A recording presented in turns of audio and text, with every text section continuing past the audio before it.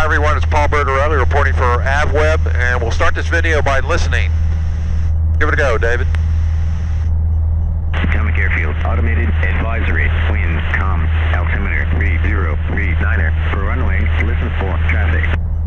What you've just heard is what's called MicroTower technology. It's from David Wartowski's company called Potomac Aviation Technology, and the best way to think of it is artificial intelligence combining AWACS-type weather sensors with traffic information, with automated traffic advisories. We're going to take a look at this system. We'll start with looking at the hardware on the ground, then we'll come back into the cockpit and listen to how it works. So this particular unit at Potomac is the original pre-production prototype. It's about 12 years old. And it is the system we use to design and to develop and enhance the software. The system basically is to air traffic services what an ATM is to banking. It's a rapidly deployable, easily assembled solution that solves most of the needs, that allows services literally on any street corner. Current production equipment is 100% solar, linked by global satellite, and so they literally can install anywhere in the world. They're in palace heliports in the Middle East, they're in the jungle in the Congo, and they're all across rural America. There are about 100 systems in the United States so far.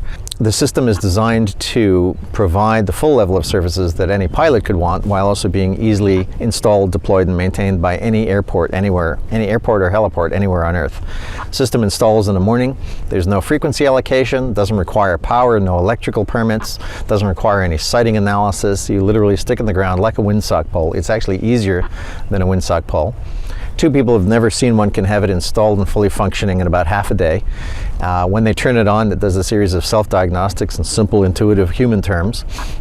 We did one demo in India where the system actually instructed the installers that they had forgotten to connect a radio antenna, so we can detect it and we can provide those kinds of instructions.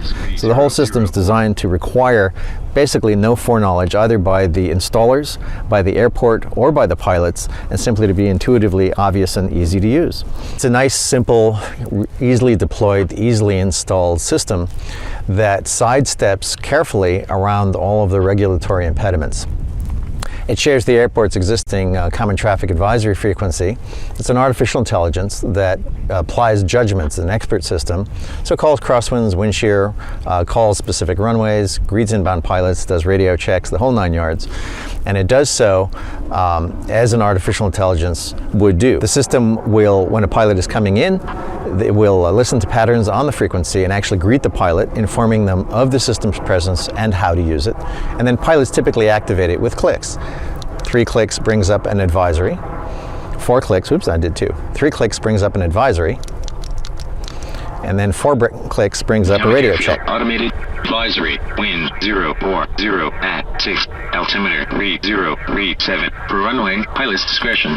For example, right now it's not calling visibility because the visibility is 10 miles or better, so there's no point in tying up a CTAF to tell everyone what's already obvious. It also won't call dew point or temperature unless they're close and they're relevant to flight operations.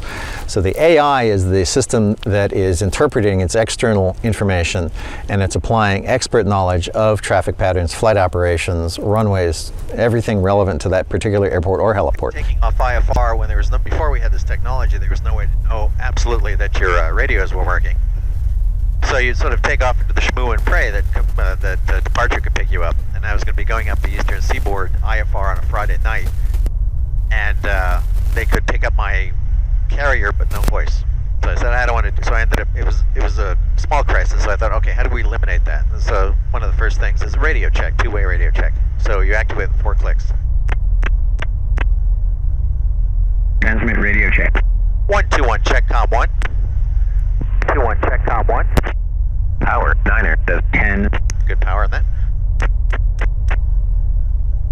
Transmit radio check. 121, check com 2. 1, check com 2. Power 10, does 10. Okay, so it's telling me I've got a good strong signal from both transmitters, and I've got voice modulation. You know, everything's working. The headset's all the way to the transmitter and all the way coming back. Before you take off, obviously, you want to find out what the surface conditions are like. So 3 brings it up. 3 clicks. Potomac Airfield, automated advisory, wind 070 at 6, altimeter 3042, conditions favor runway 02, pilot's discretion. Okay, so it's making the judgment that there's no traffic floating around, so it's easy enough for it to call a runway. So it'll actually call a runway, even that's sort of subtle. And what if there were traffic?